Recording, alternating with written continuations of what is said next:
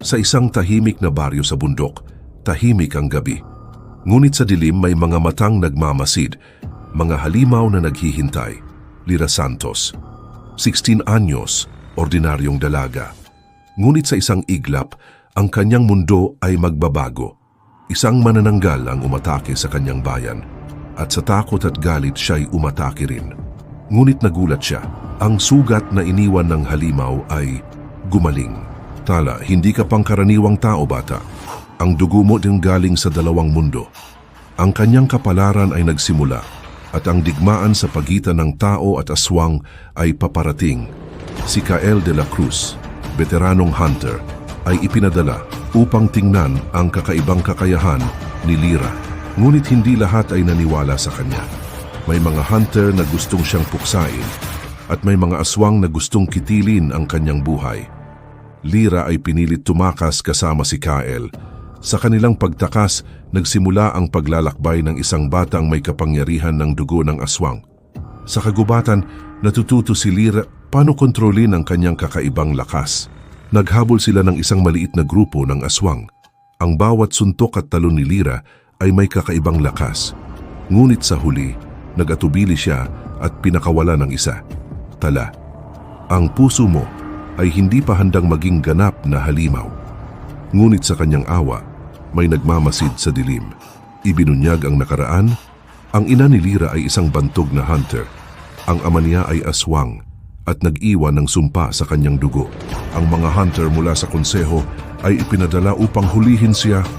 Ngunit ang takbo ng tadhana ay hindi pa tapos. Si Kael, tila kaibigan, ngunit may lihim. Ipinadala siya ng konseho upang bantayan si Lira. Ngunit pinili niyang protektahan siya. Pagtakas sa mga rooftop ng lungsod, ang buong kapangyarihan ni Lira ay sumabog at nagulat si Kael sa kanyang kakayahan. Ang batang may dugo ng aswang ay maaaring maging takot ng mundo. Ang mga rebelde at rogue hunters nagtipon upang gumawa ng gulo sa buong lungsod.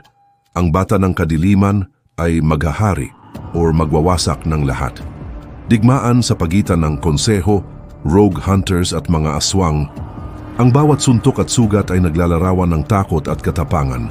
Si Lira nagtagumpay sa halimaw, ngunit sa loob niya, lumalaban ang kanyang sangkatauhan. Siya ay naglaho sa dilim.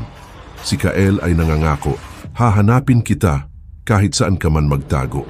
Matapos ang kanyang pagkawala, ang batang may dugo ng aswang ay muling bumalik. Ngunit hindi na siya ang dating Lira na nakilala ninyo.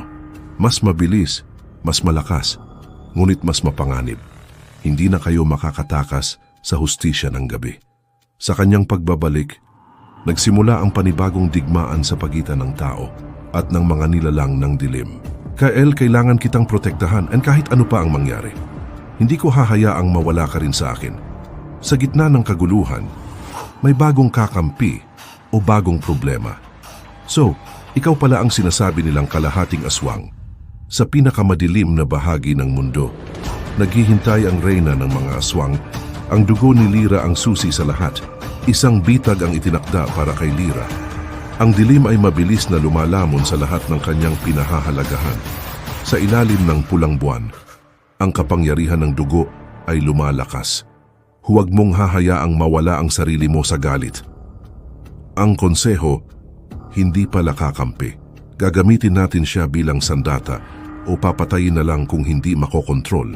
Sa gitna ng digmaan, isang sakripisyo ang nagbago ng lahat. Lira, tumakbo ka na. Mabuhay ka para sa atin. Hindi mo matatakasan ang dugo mo. Bakit lahat ng mahal ko ay kailangang mawala sa akin? Hindi ako magiging halimaw. At sa sandaling iyon, tinanggap niya ang kanyang tunay na kapangyarihan. Ngayon, ako naman ang haharap sa inyo. Ang huling labanan, tao laban sa halimaw. Dugo laban sa tadhana, sumama ka sa akin, anak ng kadiliman. Hindi ako magiging katulad mo. Sa huli, pinili ni Lira ang balanse. Hindi pa ito ang wakas. Ngunit sa likod ng kadiliman, may mas sinaunang nilalang ang nagising. At ang tunay na digmaan ay magsisimula pa lamang. Sa mundong puno ng dilim, hindi lahat ng halimaw ay nasa anino.